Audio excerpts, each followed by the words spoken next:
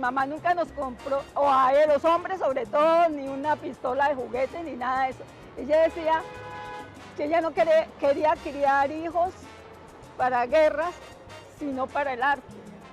Entonces siempre nos inculcó el arte, a él y a todos. Peleábamos mucho, porque yo era la menor y él siempre mayorcito.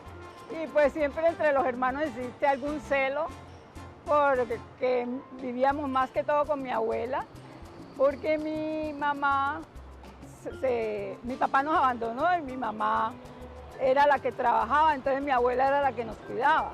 Nos volábamos al río, porque nosotros vivíamos a la orilla del río Atrato, nos daban rejo porque les daba miedo que nos fuéramos a ahogar, pero yo no sé cómo aprendimos a nadar desde niños, pero uno cuando se cría a las orillas de los ríos es algo como natural para uno. Todavía era muy niño y en ese tiempo mi mamá no lo había bautizado y ellas eran muy creyentes y creían mucho en la Virgen de Fátima. Entonces ellas se arrodillaron ante un altar que tenían de la Virgen y le pidieron que lo sanara y que en su honor le pondrían Jairo de Fátima Varela. Él se llama Jairo de Fátima, sino que el adulto nunca le gustó. Entonces él se lo quitó. Y para que no se volara, mi abuela le ponía una cotona y se la amarraban por detrás para que él no se pudiera desamarrar y no se fuera para la calle. Sin embargo, él se sentaba ahí en el balcón y fue como un escape en su vida de lo que él sufrió. Mi mamá le regala la guitarra, entonces él se encierra en él mismo y él se la pasaba. Todo fue empírico, todo era aprenderlo solo y tener el talento y el don que Dios le dio a él para poder aprenderlo solo. Él tuvo esa capacidad de hacerlo.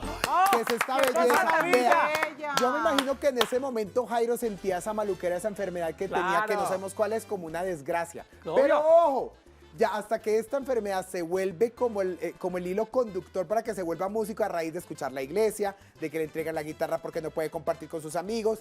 Esto es lo que lo forma a él como el gran músico que es. A mí me parece maravilloso uno vivir al lado de un río, ¿qué tal? Que salían de la casa y tenían el río Atrato ahí. Claro, ¿Qué es esta maravilla? Es que la casa de ellos en un segundo piso, frente al Palacio Arzobispal y la iglesia de Quibdó. Y hoy en día enfrente de un televisor, enfrente de una tablet, enfrente pero de de un eso no computador, había, etcétera. mi amor. Yo sé, mi amor, y por eso es que nacieron esos grandes talentos, porque de verdad tenían tiempo porque para descubren explorar. todo con los sentidos, más no con el ojo. Totalmente. Pero es que, compañeros, recordemos además que a los 9 añitos, él ya forma con sus amiguitos la primera agrupación musical que se llamaba La Timba. Imagínate. Y eran 4 instrumentos, una dulzaina, unos bongos, una maraca. Es su primer acercamiento, digamos, con la música, que como tú lo decías, pues fue su sanación también, ¿no, Mari? Así es. Totalmente. Quiero decirle Cuenta. que la mamá de Jairo Varela fue una mujer no solo adelantada a su época, Sí, ¿no? sino que además era una gran maestra, pero había estudiado en Cartagena. Ese viaje por el Atrato hasta estudiar en Cartagena y de ser maestra. Esa mente tan grande de esa señora es lo que también lo impulsa a él a ser grande, claro. Pero ustedes Qué saben lindo, qué sí. le tocó hacer a ella. ¿Ustedes se acuerdan de él? Pues Sí. yo obviamente no había nacido, entonces no tengo por qué acordarme. Capaz tú sí, Giri. Perdón. En 1966, ese incendio que acabó con gran parte de Quibdó. Claro, lo he la leído en mitad las Quibdó. noticias. En esa época sucedían muchas tragedias, porque también hubo una en Cali terrible por esa misma época. Sí me acuerdo perfectamente. Pues lo resulta visto que en sus también libros de historia. acabó completamente con la casa Ay, también no me creo. de los Varela en ese momento. Y entonces, ¿qué hace? La mamá, ¿qué hace? La mamá manda a su hermana Marta Lucía y a Jairo para que se vayan para Bogotá. Vamos a ver, porque este cuento está divino. Y no quedó, no había despensa, no había nada.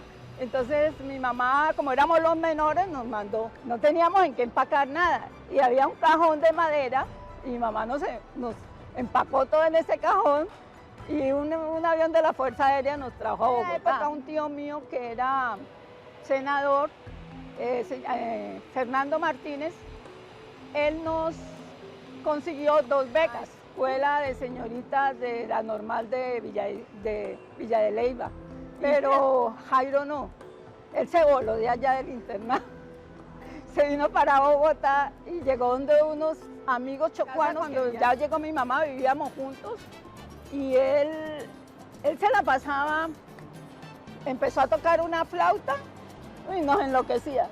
Todo el día era, ya no sabíamos qué hacer, y él hasta que la